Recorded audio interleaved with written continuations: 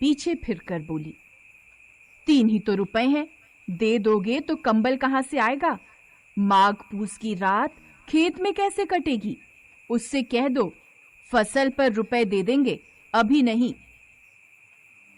हल्कू एक क्षण अनिश्चित दशा में खड़ा रहा। पूस सिर पर आ गया। बिना कंबल के खेत में रात को वह किसी तरह नहीं सो सकता, मगर सहना मानेगा नहीं, घुड़कियां जमाएगा। चाहे जाड़े में मरेंगे पर बला तो सिर से टल जाएगी।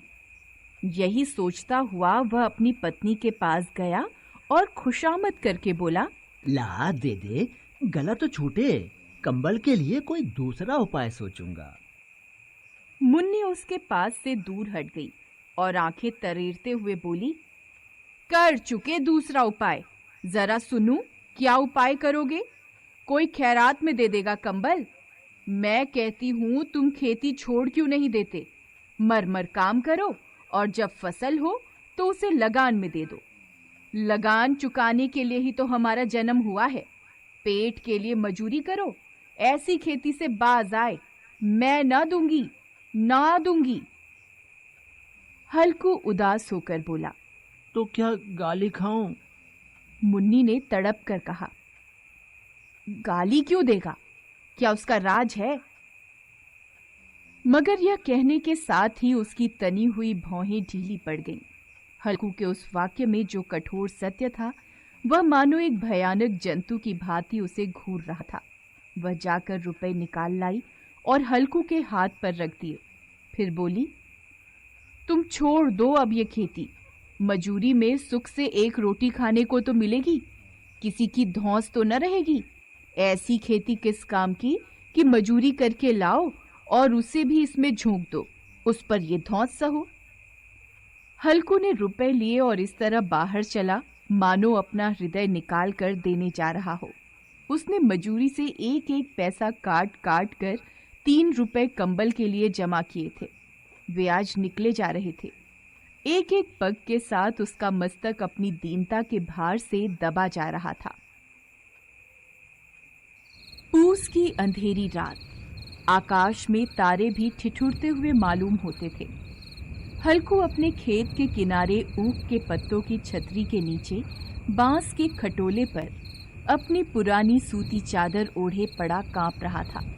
खाट के नीचे उसका संगी कुत्ता जबरा पेट में मुंह डाले सर्दी से कूं कूं कर रहा था। दोनों में से एक को भी नींद नहीं आ रही थी। हल्कू ने घुटनों को गर्दन में चिपकाते हुए कहा, क्यों जबरा, जाड़ा लगता है? कहता तो था घर में पुआल पर लेटा रहे। तू यहाँ क्या लेने आया था? अब खाओ ठंड, मैं क्या करूं? जानते थे मैं यहाँ हलवा पूरी खाने आ रहा हूँ। दौड़े दौड़े आगे आगे चले आए। अब रो नानी के नाम को। जबरा ने पड़े पड़े दुम हिलाई और अपनी कूकू को दीर्घ बनाता हुआ एक बार जम्हाई लेकर चुप हो गया। उसकी श्वान बुद्धि ने शायद ताड़ लिया कि स्वामी को मेरी कूं से नींद नहीं आ रही है। हल्कू ने हाथ निकालकर जबरा की ठंडी पीठ सहलाते हुए कहा, कल से मत आना मेरे साथ, नहीं तो ठंडे हो जाओगे। यह पछुआ न जाने कहां से बर्फ लिए आ रही है। किसी तरह बस रात कट जाए। यह खेती का मजा है और एक एक भाग्यवान ऐसे पड़े हैं जिनके पास जाड़ा जाए तो गर्मी से घबरा कर भागे। मोटे गद्दे, लिहाफ, कंबल तकदीर की खूबी है। मजूरी हम करें, मजा दूसरे लूटें। जबरा ने हल्कू के मुंह की ओर देखा। हल्कू, आज और जाड़ा खा ले। कल से यहाँ मैं पुआल बिछा दूंगा, उसी में घुसकर बैठना, तब जाड़ा न लगेगा। जबरा ने अपने पंजे उसकी घुटनियों पर रख दिए और उसके मुंह के पास अपना मुंह ले गया। हल्कू को उसकी सांस गर्म लगी। हल्कू निश्चय करके लेटा कि चाहे कुछ भी हो, अब सो जाऊंगा। पर एक क्षण में ही उसके हृदय में कंपन होने लगा। कभी इस करवट लेटता, कभी उस करवट, पर जाड़ा किसी पिशाच की भांति उसकी छाती को दबाए हुए था।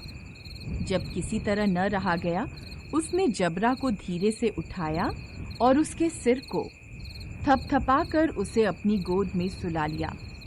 कुत्ते की देह से न जाने कैसी दुर्गंध आ रही थी, पर वह उसे अपनी गोद से चिपटाए हुए ऐसे सुख का अनुभव कर रहा था जो इधर महीनों से उसे न मिला था।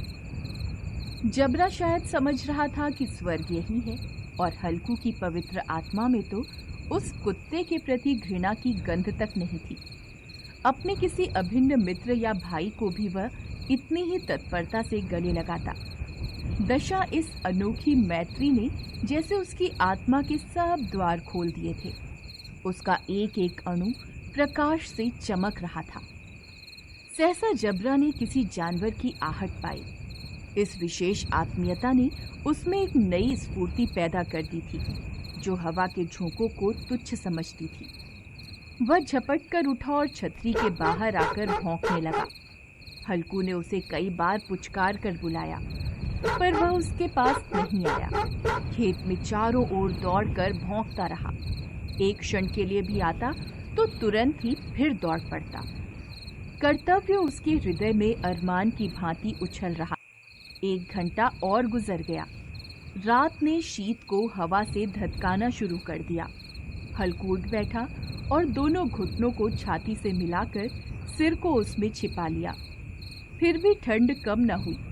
ऐसा जान पड़ता था सारा रक्त जम गया है और धमनियों में रक्त की जगह हिम बह रहा है। उसने झुककर आकाश की ओर देखा कि अभी कितनी रात बाकी है। सप्तर्षि अभी आकाश में आधे भी नहीं चढ़े। ऊपर आ जाएंगे तब कहीं सवेरा होगा। अभी पहर भर से ऊपर रात है।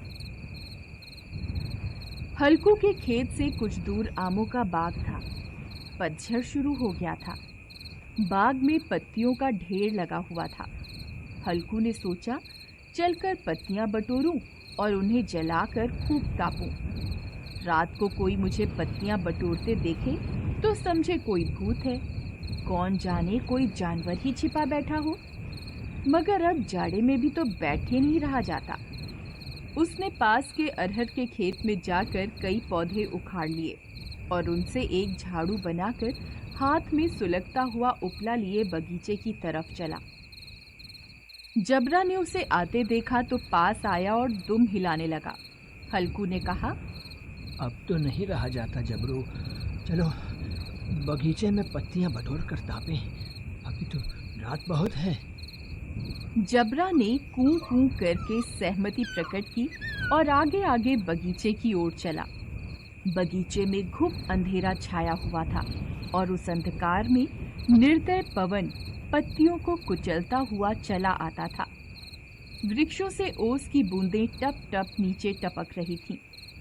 हल्कू ने आग जमीन पर रख दी और पत्तियां बटोरने लगा। जरा देर में पत्तियों का ढेर लग गया। हाथ ठिठुरे जाते थे, नंगे पांव गले जाते थे और वह पत्तियों का पहाड़ खड़ा कर रहा था। थोड़ी देर में अलाव जल उठा। उसकी लौ ऊपर वाले वृक्ष की पत्तियों को छू छू कर भागने लगी। हल्कू अलाव के सामने बैठा ताप रहा था। उसने दोनों पांव फैला दिए, मानो ठंड को ललकार रहा हो। तेरे जी में जो आए सो कर।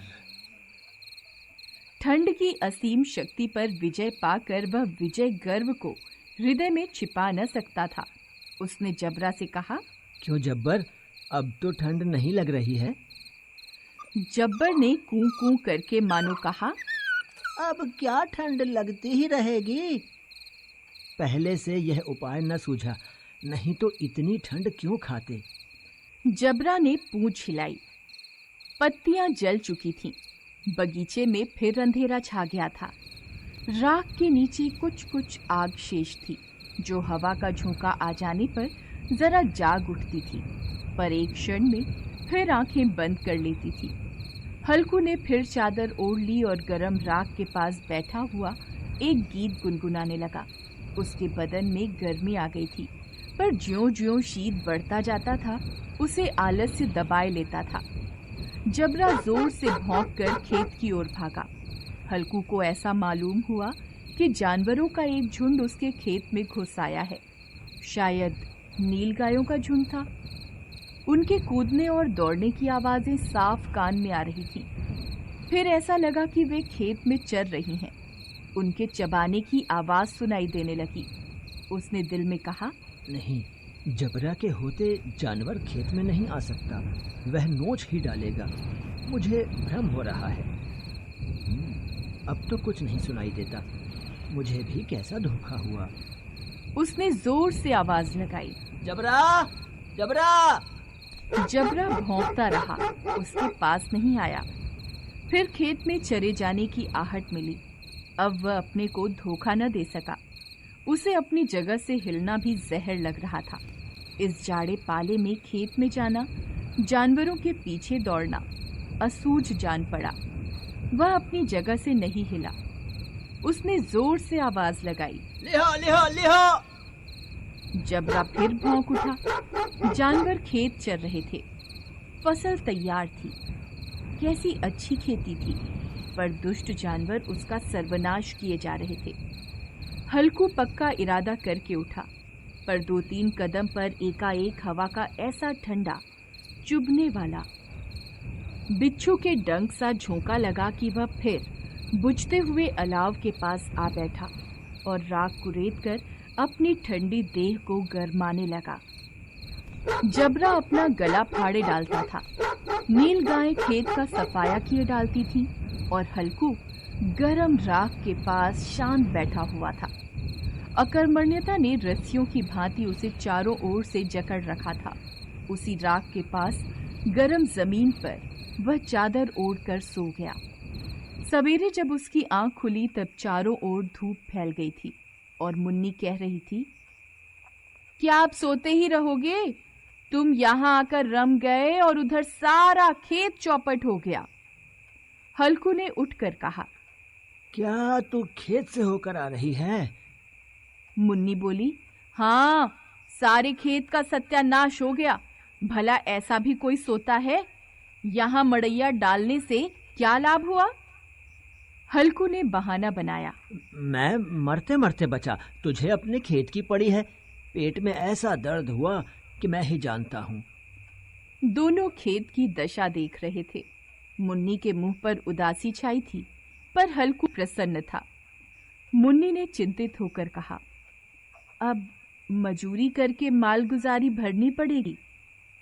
हल्कू ने प्रसन्न मुख से कहा, रात की ठंड में यहाँ सोना तो नहीं पड़ेगा।